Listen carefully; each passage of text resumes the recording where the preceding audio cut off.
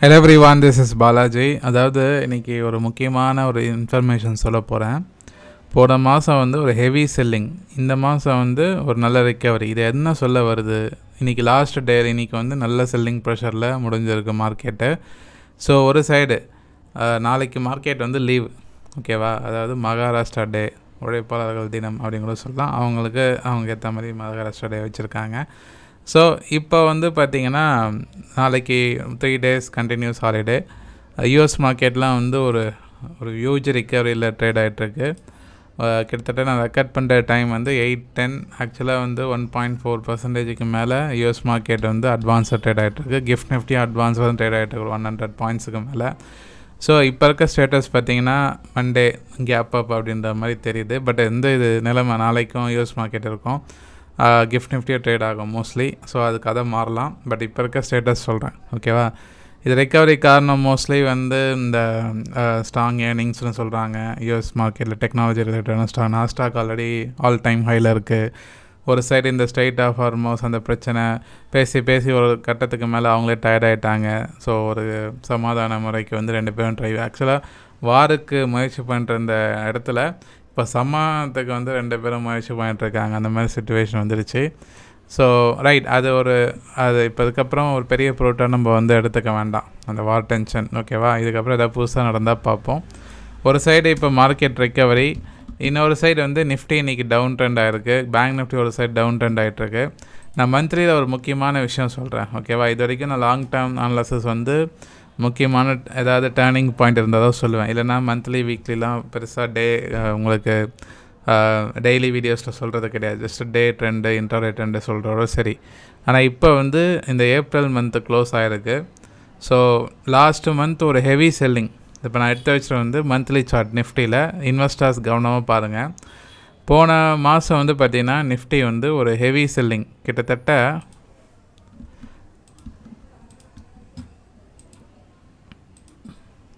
Close to 11% போன மாதம் மட்டுமே நிஃப்டி விழுந்தது. 2800 பாயிண்ட் நிஃப்டி ஃபால். ஆனால் இந்த மாதம் அதுக்கு ஈக்குவலண்ட்டாக வந்து ரிக்கவரி வந்திருக்கும். எவ்வளோ வந்திருக்குன்னா இது வரைக்கும் 7.73%, 1700 பாயிண்ட்டு ஏப்ரல் மந்த் மட்டுமே ரிக்கவரி.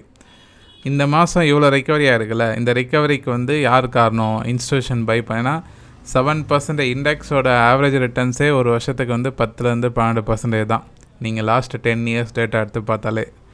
அப்போ ஒரு மாதத்தில் 7% ரிக்கவரின்றது வந்து போன மாதம் விழுந்த செல்லிங்க்கு வந்து இன்ஸ்டியூஷன்ஸ் ஹெவியாக பை பண்ணியிருக்காங்களான்னு ஒரு கேள்வி வருதில்ல. ஆக்சுவலாக இன்ஸ்டியூஷன் ஆக்டிவிட்டி எடுத்து பார்த்தீங்கன்னா கேஷ் மார்க்கெட்டில் எஃப்ஐஐ கேஷில் ஆக்சுவலாக நெட் செல்லிங்கில் தான் இருக்காங்க. உங்களுக்கு பார்த்தீங்கன்னா தெரியும், போன மாதமும் சரி இந்த மாதமும் சரி பெரிய லெவலில் நெட் பையிங் அப்படின்ற மாதிரி கிடையாது.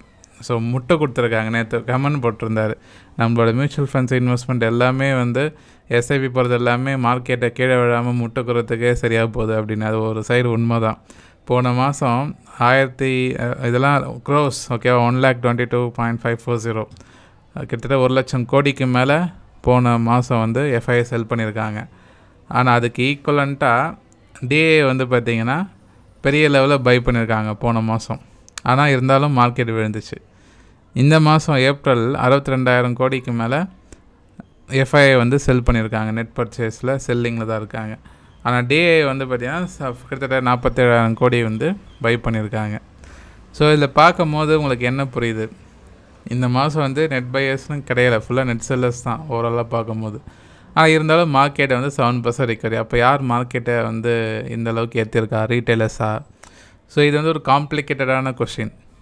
அப்போ இன்ஸ்டியூஷன் ஆக்டிவிட்டின்றது வந்து ஒரு சைடு ஒரு ஃபேக்டர் தான் சப்போர்ட் பண்ணுறதுக்கு. இப்போ மார்க்கெட்டோட டைனமிக்ஸை புரிஞ்சுக்கிறதுக்கு அதுதான் நம்ம ப்ரைஸ் ஆக்ஷன் வந்து பார்க்குறோம். ஸோ மார்க்கெட் 7% ரிக்கவரி ஆகிருக்கு, ஓகேவா? ஸோ இதுக்கப்புறம் மார்க்கெட் வந்து என்ன ஆகும்? இப்போ வந்து 2 கொஷின். அதாவது இது வந்து ஒரு இன்சைடர் கேண்டல்னு சொல்லுவோம். போன மாதத்தோட ஹையும் உடைக்கலை, இந்த மாதத்தோட போன மாதம் ஹையும் உடைக்கலை, லோவும் உடைக்கலை. அந்த 2த்துக்கும் இடையில் கேண்டில் க்ளோசிங் வரும். இதுக்கு இப்போ தான் இன்சைடர் கேண்டில் சொல்லுவோம். இது வந்து இன்டிசிசிவ், ஒரு பெரிய மாற்றத்தை வந்து உண்டாக்கலை அப்படின்றது தான் இது தகவல்.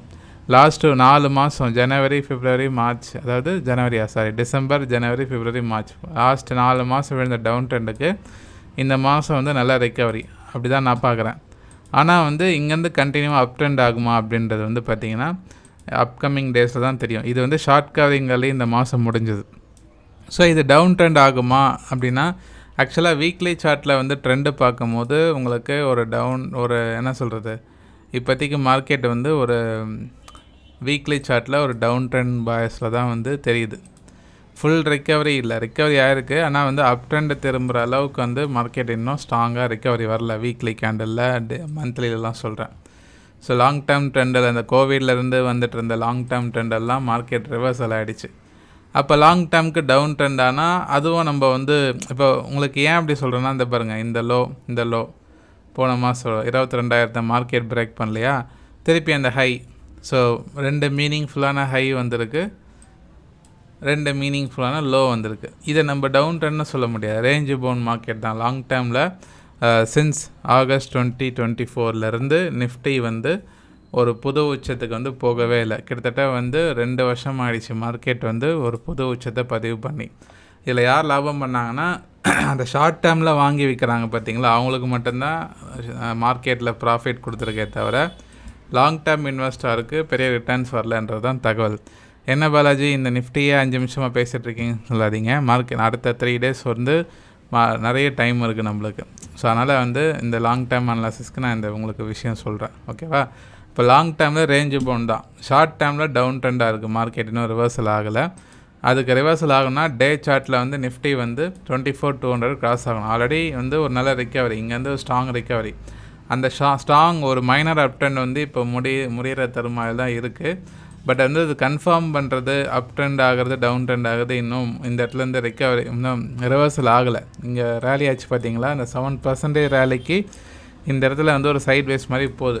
அது டே சார்ட்டில் ஒரு ஹெட் அண்ட் ஷோல்டர் மாதிரி தெரியுது. ஆனால் அது வந்து 23, நான் ஆல்ரெடி சொல்லியிருக்கேன் லாஸ்ட் வீடியோவில், 23,800 கிராஸ் ஆச்சுன்னா அலர்ட் ஆகிடுங்க. மார்க்கெட்டை வந்து மைனர் டேர்ம் திருப்பி அந்த டவுன் ட்ரெண்ட் ஆக சான்ஸ் இருக்குது. ஸோ மார்க்கெட் இங்கேருந்து மேலே போக இப்போது யூஎஸ் மார்க்கெட்லாம் பாசிட்டிவாக பார்த்தா ஒரு நல்ல கேப் அப் கிடச்சி மார்க்கெட் வந்து நல்ல ஒரு ஹையை உடைக்கணும். அந்த ப்ரீவியஸ் ஹையை மார்க்கெட்டை வந்து பிரேக் பண்ணணும். பிரேக் பண்ணிச்சுன்னா கான்சன்ட்ரேட் பண்ணலாம், ஓகேவா? ஏன்னா லாங் டேர்மில் இங்கே பார்க்கும்போது இந்த ரெசிஸ்டன்ஸ், டவுன் ட்ரெண்ட் ரெசிஸ்டன்ஸ் பக்கத்தில் வந்துட்டுருக்கு வீக்லி சார்ட்டில். ஸோ 24,200 ஸ்ட்ராங்காக பிரேக் அவுட் ஆகணும். நிஃப்டி பிரேக் அவுட் ஆகி கேண்டில் ஸ்ட்ராங் புல்லிஷ் கேண்டில், அதாவது இங்கேருந்து ஒரு 400 பாயிண்ட் வச்சுக்கிங்களேன், 400 பாயிண்ட் நல்லா ஸ்ட்ராங்காக பிரேக் அவுட் ஆச்சு அப்படின்னா மார்க்கெட் வந்து அப் ட்ரெண்ட் ஆகிறதுக்கு நிறைய சான்ஸ் இருக்குது, அடுத்த லெவல் போகிறதுக்கு. ஆனால் இப்போதைக்கு வந்து இங்கேருந்து ஏற்றத்துக்கு வந்து இந்த இடத்துல கொஞ்சம் கன்சால்டேட் ஆகிட்டுருக்கு. இது வந்து பார்க்கும்போது பாருங்கள், இங்கேருந்து பார்க்கும்போது இந்த அப் ட்ரெண்டுக்கு ஒரு ஸ்மால் செல்லிங், ஓகேவா? இப்போ next up trend, next swing, price ஆக்ஷனாக நெக்ஸ்ட்டு ஸ்விங் சொல்லுவோம். அந்த நெக்ஸ்ட்டு ஸ்விங் வரப்போதான்றது வந்து இந்த 24,200 300 கிராஸ் ஆனால் டிசைட் பண்ணலாம். இல்லை இங்கேருந்தே இந்த ஷார்ட் டேர்ம் ட்ரெண்டை ஃபாலோ பண்ணி டவுன் ட்ரெண்ட் ஆக போதான்றது வந்து 23,800 கீழே வந்துன்னா ட்ரெண்டு கன்ஃபார்ம் ஆகும். இப்போ வந்து ட்ரெண்ட் டிசைடிங் ஏரியா என்னை பொறுத்த வரைக்கும் ஒரு பிக் டேர்னிங் பாயிண்ட். ஏன்னா மந்த்லி க்ளோசிங் ஒரு இன்சைடர் கேண்டில் வந்திருக்கு, வீக்லி ட்ரெண்டில் டவுன் ட்ரெண்டோட ரெசிஸ்டன்ஸில் முட்டு கொடுத்துருக்கு, டே சார்ட்டில் ஹெட் அண்ட் ஷோல்டர் மாதிரி தெரியுது. அது கன்ஃபர்மேஷன் 23,800 கீழே டே ஓப்பன் க்ளோஸ் வந்தால் கன்ஃபார்ம் ஆகிடும். ஆனால் இல்லை இங்கேருந்து ட்ரெண்ட் ஆக போகுதுன்னா 24,200 ஸ்ட்ராங்காக பிரேக் அவுட் ஆகிடும். இந்த ரெண்டுத்தில் ஏதாவது நடந்ததுன்னா மார்க்கெட் வந்து ஒரு நெக்ஸ்ட் லெவலுக்கு போகும்.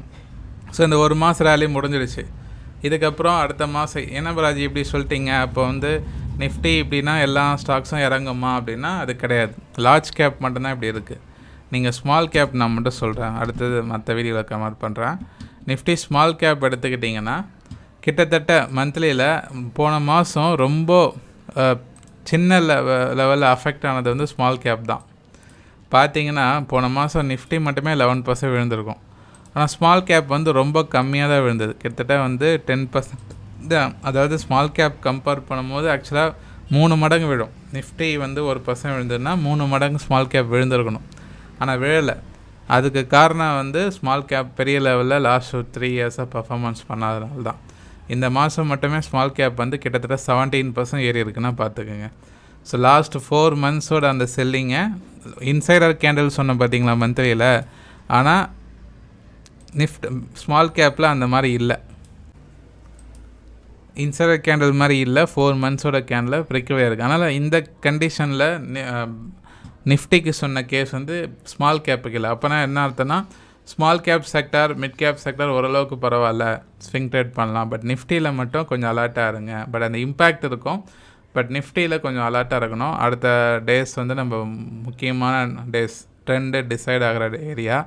நீங்கள் நினைக்கிறீங்கன்னு கமெண்ட் பண்ணுங்கள். லாங் டேர்ம் அனாலிசிஸ் நிஃப்டியோட லெவல் சொல்லியிருக்கேன். ஸோ உங்களோட ஒப்பீனியன் என்னென்னு கமெண்ட் பண்ணுங்கள். நாளைக்கு வந்து நான் வந்து பேங்க் நிஃப்டி மற்ற செக்டார்ஸ்லாம் வந்து டெய்லி ஒரு வீடியோவில் சந்திக்கிறேன். ஓகே. ஸோ இன்னொரு விஷயம், அதாவது மே மந்த்துக்கான price action classes online workshop registration நாளையிலேருந்து ஓப்பன் ஆகுது. ஸோ விருப்பப்படுறவங்க கீழே டிஸ்கிரிப்ஷன் லிங்க் இருக்கும், செக் பண்ணி ஜாயின் பண்ணிக்கிங்க. ரொம்ப யூஸ்ஃபுல்லாக இருக்கும். ஏதாவது கொரிஸ் இருந்தால் வாட்ஸ்அப்பில் காண்டாக்ட் பண்ணுங்கள்.